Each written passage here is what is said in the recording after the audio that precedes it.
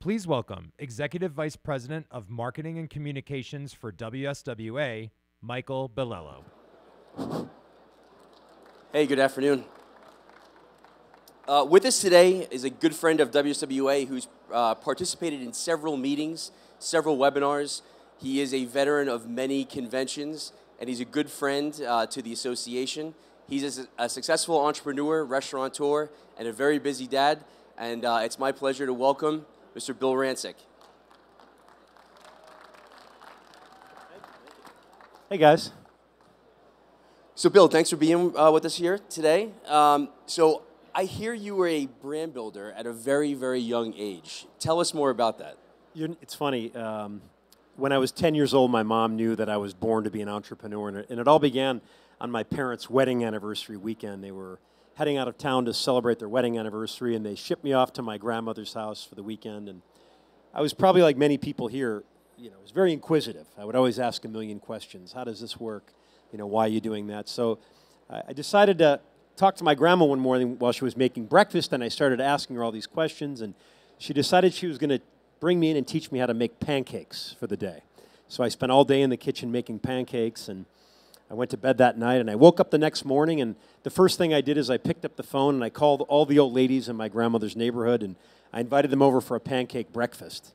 And they loved it, and when they left, I started clearing their plates away from the table, and I discovered that each and every one of those ladies left a $5 bill underneath her plate. Not bad. And I thought, I'm onto something here. What year was this? This was, 1981. It's good money. Yeah, it was good money back then. So I did it for like the next 5 weeks, and until my mom found out what I was doing, and she put the business to an end. It's hilarious. So, tell us about this company you started right out of college called Cigars Around the World. Yeah, that was my first experience with on-premise business. I had just gotten out of college, and I had come up with this idea to start a company called Cigars Around the World. And at first, it was going to be a Cigar of the Month Club concept. And many of the people who here are trying to get their brands noticed, and I knew that we didn't have a lot of money, we didn't have a marketing budget. I knew I had to be creative in order to get the word out. So I did something a little bit different. I sat down at my computer, and I typed a letter, and I explained how this Cigar of the Month Club would work. And at the end of the letter, I asked for help. And I put the letter inside of an envelope, and I put the envelope inside of a box, because I knew a box would always get opened before an envelope. And then I went to a local costume shop, and I bought a pair of these thick Coke bottle nerd glasses that you might wear on Halloween. And I taped a little note on the bridge of those glasses, and the note read, "Please take a closer look at my business idea." And I put the glasses on top of the cigars that were in there on top of the envelope, and I sealed the box up, and I made 10 of them. And I sent them out to the top 10 morning radio shows in Chicago. And about a week after the boxes went out, I got a call from the producer of the #1 morning drive radio show. This guy named Jonathan Brandmeier, and the producer said, "Brandmeier will have you on his show for 5 minutes." And I went to the radio station the morning I was supposed to, and my 5 minutes turned into 35 minutes at the heart of morning rush hour, and he's telling his listeners how he's been a member of this Cigar of the Month Club for years, and he was going on and on and on. But he was a great marketer because he kept giving out my 1-800 number every 15 or 20 seconds. And the phones lit up like a Christmas tree, and from that one interview alone, we sold $100,000 worth of cigar memberships. And then from there, we got on radio stations in New York and Los Angeles and Detroit and Seattle, and this thing kept growing and growing. And then we moved on to TV shows, and we got on Good Morning America and CNN and all these different morning shows. So that was kind of how I got the brand started. And then we evolved into on-premise, selling to casinos and resorts and restaurants and country clubs, and we made the Mike Ditka cigar, and we found creative ways to kind of break through and get our products on-premise. A creative approach to marketing, took a big chance, and you parlayed it. Very cool. You won the first season of The Apprentice. What was your playbook for that? Yeah, that was 20 years ago, wow, if you can believe it. It was the first season of The Apprentice. It was all by chance that I wound up competing on the show. I just sold the cigar company, and it was, 2004, and I got a random call that they were looking for entrepreneurs to come in and compete, and they had 215,000 people who applied, and they narrowed it down to 16, and we went through 18 weeks of starting a new business from scratch each week, and week by week by week, the people kind of narrowed, and, Trump fired people. And then I made it to the very end, and I looked to my right and I looked to my left, and there's one other person still there, and the guy had his MBA from Harvard. So it was the the street salesman versus the Harvard MBA. I remember that, yeah. We battled it out, and I became the first winner of the show, and it was a game-changing event for me, and it was certainly something that opened up a lot of doors. Yeah. Your biggest lesson learned from that win? You know, I think there were 3 lessons that I learned, and I think these are why people succeed in business. And one is, you know, I understood a term from a very young age. My dad used to say, actions speak louder than words. And there's a term in business called practical execution. And essentially what it means is talk is cheap. You know, a lot of people start these brands and they claim they're going to, you know, do this or they're going to do that. And they talk a lot of game, but there's no follow through. And, you know, when I went on this show, I knew that I had to show rather than tell. And I think that's something I learned. Secondly, you have to be agile. You have to be willing to adapt, to react, to adjust, to change up your game plan. And I think when you're building a brand, the same thing goes. You know, you may have something scripted in the way you envision this brand getting rolled out and the way it's going to be, but be willing to adjust and to react to what's happening in the marketplace. And I think lastly, it's about risk. It's about, you know, understanding risk. It's about managing risk. It's about respecting risk. And most importantly, it's about converting risk into success. And, you know, I often wonder, why are some people successful with creating their brands and statistically the majority of them not? And for me, the answer is really easy. It comes down to one word, and that word is fear.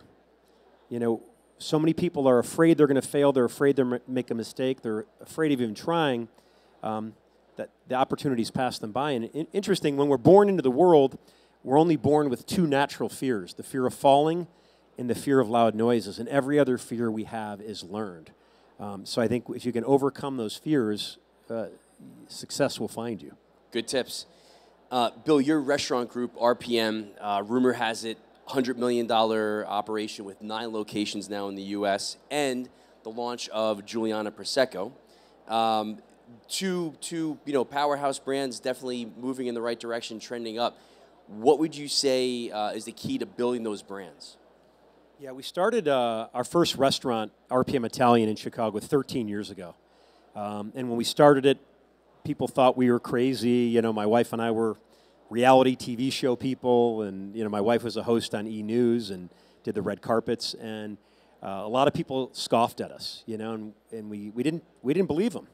We said, you know, we're gonna hold the course. We got great partners. I partnered with the Melman family. R.J. Jarrett and Molly Melman are my partners in RPM. They're the M, we're the R, my wife and I. And, you know, we'd hoped if we could do $7 million in the first year, and we did 14. And it kept growing and growing. And we had a beautiful steak on the menu that people liked, so then we said, well, let's open up a steakhouse. And we opened up RPM Steak 10 years ago. Then we opened up RPM Seafood. We have a concept called Pizzeria Portofino. We have an RPM right here in Caesar's Forum Shops. I can get anyone a reservation for tonight if you're looking to dine in. And then we decided out of necessity, which is why a lot of brands are born, we developed the Juliana Prosecco brand. And we partnered with a great family, the Turlato family. They're very well known in the Italian wine business. And we helped partner with them, and they helped us bring the juice in, and we started marketing that. But I think there are a couple reasons why we were able to succeed with these brands. And it's why a lot of people, I think, have achieved great success. And if you look at all the people who are in the rare air, right, who have achieved, you know, tremendous levels of success, they have about 3 traits that I try to replicate. And one is that they're all very creative. They find, you know, creative ways to get their brand out, creative ways to break through the clutter, creative ways to really build who they are, right? And we found creative ways to do that, whether it was going on morning shows, whether it was, you know, doing every tasting we could with the Juliana Prosecco, showing up at the Targets, you know, at the Total Wines, whatever we had to do, we were there. Flying to Minneapolis to meet with, you know, the Target corporate headquarters. We didn't say no to anything, and I think that's pretty important. I think one of the areas I think that really helped us was we had that never quit, never make excuse mindset. And I think when you're building a brand, so many people find ways to blame everyone else. They do this, right? The minute times get tough. Oh, it was the economy, COVID, this licensing was too much of a challenge. If you look at those who are in the rare air, who've built big brands for themselves, you know, they don't do this, they do this. They point the finger at themselves, and they realize at the end of the day, there's no one else to blame for their success or their failure other than themselves, right? So I think it's about being creative. It's about having that never quit, never make excuse mindset. And it's about understanding how to think big, right? I think a lot of us set the bar so low on what we want to do with our brand that we're short-sighted, right? And I think you have to kind of sometimes look from the outside in and see what you have and what you're doing, because a lot of us think we're operating in a certain way, but we're not. And I always use the analogy, the first time you were a kid, and I'm going to date myself, you talked into a tape recorder and you played it back. You said, that's not me. I don't sound like that. Because in your mind, you thought you sounded a certain way, but it wasn't the real way. And in business, I think when we stop and look from the outside in, we realize, oh my God, that is me. That is how I'm running this business. And I think I could be doing so many things differently and in a much bigger scale. Yeah. We talk a lot about success. Let's talk about failure, an uncomfortable topic for a lot of people. Why do brands and businesses fail? So I did a show years ago for the A&E network called We Mean Business, and it was a show where I went in and worked with 10 brands that were failing. I mean, they were literally knocking on death's door. And I spent about 2 weeks in their business with each one, with their families, with their friends. I mean, I totally immersed myself in the process. And after I finished all the 10 different brands, some of them made it and most failed. And I kind of reflected on it. And I said, what do they all have in common on why they failed? And I came up with 3 reasons why they all failed. And the first one is they were all reactive rather than proactive, right? They liked the drama. They would wait for problems to arise, and then they would put those problems out. They let their egos, right, get in the way because it made them feel important, right? The successful ones are anticipating the problems and coming up with solutions before the problem even rears its head. Secondly, they all surrounded themselves around negative people. And there's an interesting study I read.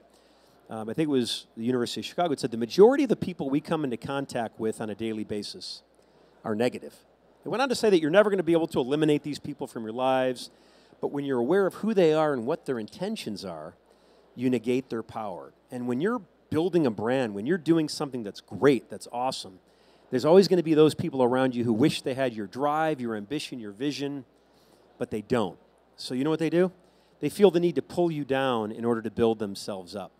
And those are the people you have to be careful of. Sometimes it's people that are really close to us, people that we love, family members, right? So you have to be aware of who they are. So it's about being aware of who's around you. It's about being proactive versus reactive. And lastly, it's about the power of potential. And potential is probably the best God-given asset we have, yet I believe it's the most underutilized. And when we're born into this world, God gives us a certain amount of currency in the form of potential. And it's up to us to make it grow. It's up to us to make it multiply. But so many of us don't do anything with it because we believe what people tell us. You can't start a brand. You didn't go to Harvard or Yale, or you don't have $1 million, right? We let them tell us what we can and cannot do. And I want to talk about someone who I got to work with over the years, and my wife worked with for 15 years. Her name was Joan Rivers, and she was someone who really knew how to build a brand. And she died, I guess it's been about 6 or 7 years now. And my wife and I went to her funeral in New York City. And after the funeral, about 100 of us got invited back to her apartment on Park Avenue or Fifth Avenue. And I was at this little reception, and I noticed that about 80 of the 100 people had these little stick pins on their lapel, and it was of a bumblebee. And I turned to my wife and I said, "What's with all these bumblebees?" And she said, "I don't know. Joan always considered herself a bumblebee." And we left the party after about an hour or two, and it was still on my mind. So we got back to our hotel, and I whipped open my computer, and I opened up Google, and I typed in bumblebee. And the first thing that popped up when I read it, I instantly knew why they had the bumblebees and why Joan thought she was the bumblebee. Because when you Google bumblebee, the first thing that comes up is the bumblebee, by all reasonable laws of physics, was never meant to fly. See, its wing-to-weight ratio should prohibit it from ever getting liftoff from the ground. But no one ever told the bee that, and the bee flies. Joan didn't let people tell her whether she could or could not fly.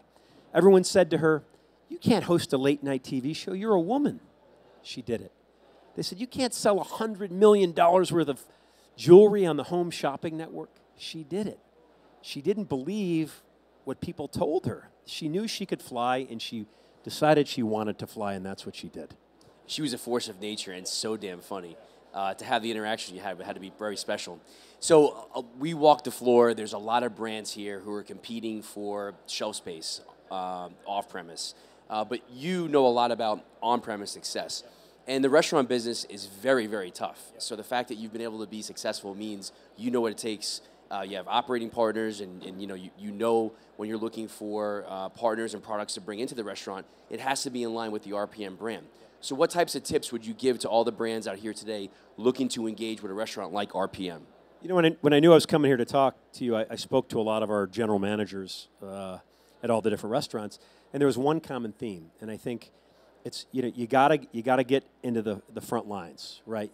So many of you want to just get the sell-in, and then you're not going on the store level, visiting the stores, understanding the needs of the managers and what's happening. And then when you get taken off the menu, you're surprised. And it's like, why am I off the menu? What's going on? Well, you didn't have your finger on the pulse of what was happening in each individual store. So I think that's really, really important. And then I think also finding creative ways to get on the menu, right? Coming up with that drink, that cocktail, right? That's what sells. That's what's going to get you on the menu. And rather than having us come up with that for you or the mixologists who work for us, like, put the effort in, right? That's what we want to see. We want to see the effort. We want to see that you're there, that you're supporting us. If we're supporting you, like, next time you're going to have a dinner, come on in and let us know, what you think and what we can do better or what we can do differently. I think that's really, really important on the store level.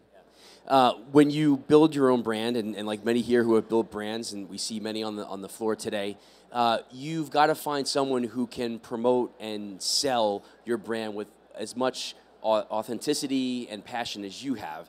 So when these folks are looking to hire salespeople to do their on-premise sales, what makes a good salesperson? What types of traits should they look for when they're hiring their on-premise sales force? So I had a woman who worked for me. She wasn't a salesperson, but when we went from, in the cigar business, when we went from doing the of the month to on-premise, she was running all the casinos. And I'll never forget the story. She was trying to land, I think it was Harrah's Casino. They had a huge chain, and obviously they were putting cigars in other casinos. And she would call on this buyer, never had any success. And she went in one day and she just kind of became present, right? And while she was waiting for this buyer to show up, she noticed that on his back desk, he had like a shrine to his dog, all these dog pictures and everything. And she left there. Someone hit the bag, I think. When she left there, she then put together this little gift basket of dog treats and dog biscuits, and she sent it off to the buyer. It was $10 worth of stuff, whatever it was. And she landed the account. And she landed the account not because of the $10 gift basket, but she paid attention to the details, right? This was a huge account for her. And I realized that you have to use empathy in sales, right? And oftentimes empathy gets misunderstood. People think empathy, I'm going to give someone a hug or I'm going to feel sorry for you. But that's not it. If you look at like Jeff Bezos or, Apple, right? Steve Jobs, they were the masters of using empathy in business. You figure out people's pain points and you come up with profitable solutions. You see the world from your customer's shoes, not your shoes, right? And that's what this girl who worked for me, her name was Jennifer Davenport. She used empathy in business, and I've really embraced that term a lot, and I think it's really important in salespeople. Instead of worrying about the next sales call or what, just take a deep breath, be present, take it in, and observe what's going on around you. We talked a lot today about books that you read. I know you watch a lot of business programming. What types of books or programming would you recommend to folks who are looking to not only become better at business themselves, but also perhaps are hiring a sales force and don't have $1 million training budget? How can you do that in Bootstrap?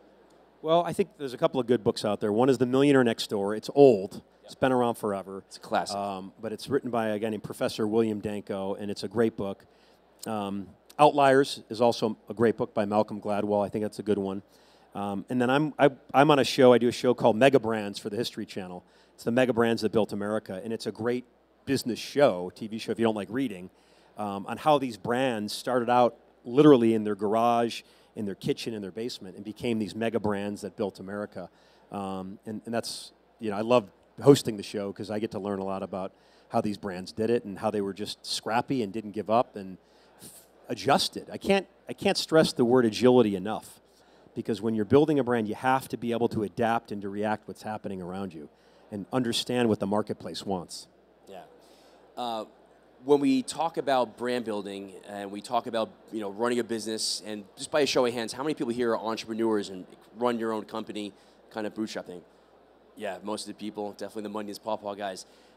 You could become so entrenched in your business that you forget to learn from other businesses. So, and sometimes you can have maybe some ego involved. So what's the importance of killing your own ego to learn from other businesses? I think in business, I learned this early on from a guy who was a brilliant business guy. I was working with him, and he turned to me one day. I was learning how to build a high-rise, and I'd never built one. And he turned to me one day and he said, "Hey, be the conductor." And I was so terrified of the guy. I'm like, "Okay, have a good night." And I started to think about what he said, and I'm like, conductor of a locomotive? Where the hell's this guy going with it? And then it hit me like, if you want to be successful in business, you have to think like the conductor of an orchestra.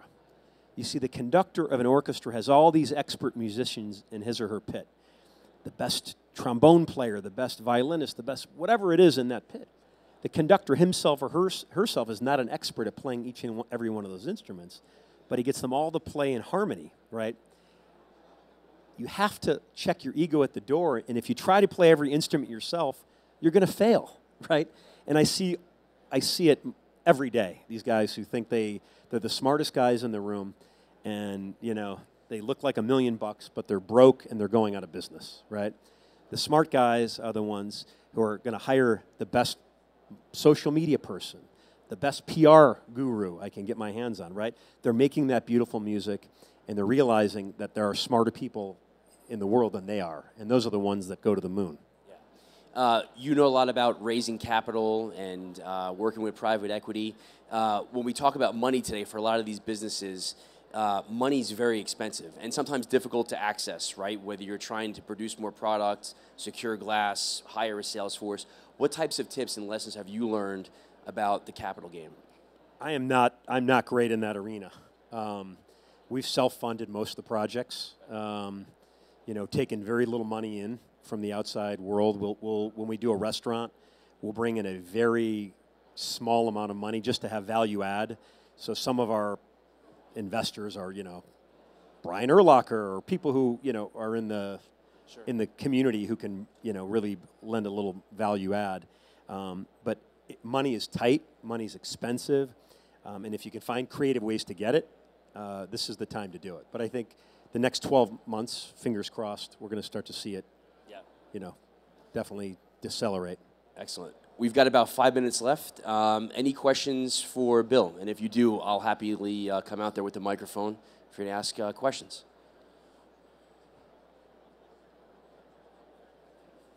Shy group here. I thought you guys were drinking all day. What the hell's going on? Questions for Bill? Thank you. So you mentioned social media, and I've been in the spirits business for a while, but starting a brand, what's new to all of us is social media, and we're trying to figure out exactly how to incorporate that. You mentioned hiring somebody, but again, bootstrapping. What are the 3 things you would focus on with social media to try and get your brand to the next level? I think the most important thing you can do in social media is not try to always be selling, right? I know it's counterintuitive because that's what you want to do, but with RPM, we'll put together videos. How to make Mama DePanti's bucatini at home. How to cook the perfect steak at home. We're giving you value, right? We're giving you something that's going to make your life better and not always saying, pay me, pay me, pay me, right? And I think that's what people appreciate. That's what they want. And I think nowadays, production value is important. You can create amazing videos with not a lot of money. These Ring cameras, the gimbals that keep things steady, right? There's so many ways to really create high-quality videos. I mean, shoot, they're filming movies on iPhones nowadays. So it's really leveled the playing field. I wish I would have had social media when I was starting the cigar company, 25, 30 years ago, whatever it was, because it would have really helped me out in a big way. So I think if you can give them something for free, how to mix the perfect cocktail or what to do on Thanksgiving, we're constantly giving them tips and tricks without saying, come in and eat our food. They will come, right? They will buy your product because they're going to appreciate what you're doing for them. Does that make sense? questions for Bill? And yes, sir, in the back. Up. Okay. We'll get to you next. Hi. Can you talk more about what brand agility looks like, and especially thinking about it here in the spirits world? Well, for me, I guess the first experience I had with being agile was when I'd started the Cigar of the Month Club. I started the Cigar of the Month Club in, 1994. And then by the late 90s, the dot-com boom took off. I mean, many of you are too young to remember this. Oh, my God. But every time you turn the radio, it was dot-com this, dot-com that. And people were changing the way they were buying the cigars and the gifts, and they were falling out of love with this of the month club concept. And I realized that I had to pivot, right? I had to pause and I had to pivot. And I said, well, I'm going to reach my customers a different way. I'm not going to get them through the of the month club concept, but I'm going to get them when they go to a restaurant or when they go to a country club or the 7-Elevens or whatever it is.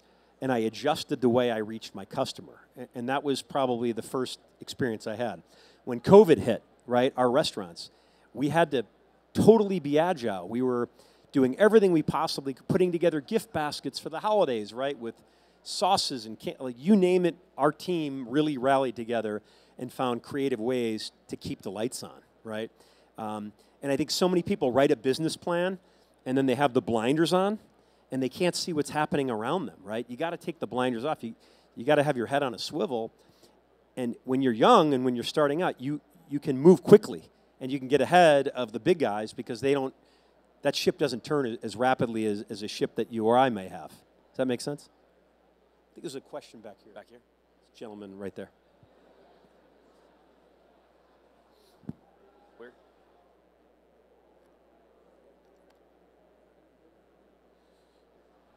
Hi, Bill. Thanks for being here. Yeah. I have a question for you about partner disputes. Whether it's something as simple as just the direction of the brand or perceptions of things that are happening around you. How have you been? How have you handled that? How do I handle partner disputes? Yeah, just when you've got multiple opinions in the room and either they're not willing to consider things around you. Like you said, you always have to have your blinders on. You got to see what's going on around you. You've got to see what's happening and be able to pivot, be agile, be open-minded. Have you experienced this and how have you dealt with it? Yeah, I think a lot of it is prevented when you first start, right? And I'll never forget Rich Melman, who's the father of my partners. He has a great saying. When two good people get together, it's impossible to have a bad deal. But if you have one bad person, it's impossible to have a good deal. So I think you iron out a lot of it on the front side of it.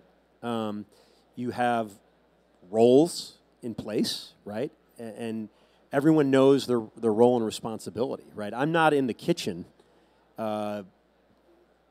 necessarily trying to tell the chefs what to do, right? Like we hire the best, the brightest, we conduct, and we really find the right people for the job. And there's one, you have one leader who ultimately is going to run the day-to-day. And I think you have to back that leader. You may disagree, but at the end of the day, you chose that person to lead the team, and you support them all the way. But yeah, we have disagreements. We usually find compromises and solutions that are reasonable. And again, we don't let our egos get in the way, because egos, you can only have one lead singer of the band, right?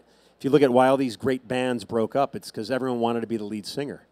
And you got to be willing to play the drums and the guitar, and you have to have the backup vocals, and you have to be comfortable with being the drummer or the guitarist or whatever it is in that partnership. I hope that makes sense. Yeah. Any plans to resurrect the Pancake House, Bill's Pancake House? Pancakes, probably not. No, probably not. Although it's great profit margin. Yes, so for sure. You can't beat that. Well, Bill, thank you very much for being here. All of you that joined us, we really appreciate your time. We wish you all the best of luck with your business, but also more importantly, making sure you really maximize and take advantage of everything that is here at Access Live, not just today and on the floor, but the programming tomorrow, the networking, the events. We really hope you have a productive show, and thank you for coming. Bill, thank you. See you all at Brand Battle. Yeah, Brand Thanks. Battle.